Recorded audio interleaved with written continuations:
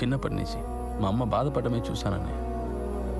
First time మా అమ్మ గొంతులో సంతోషం అనిపించింది. అంతా మీ వల్లే అన్నయ్య.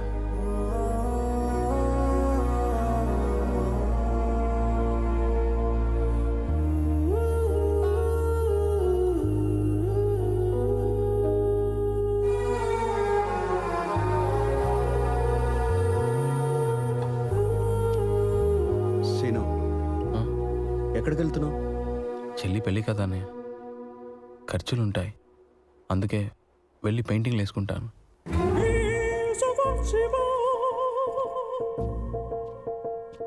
ఇప్పుడు ఈ పెయింటింగ్లు అమ్మడానికి ఇంకో ప్రసాద్ని పట్టుకోవాలా?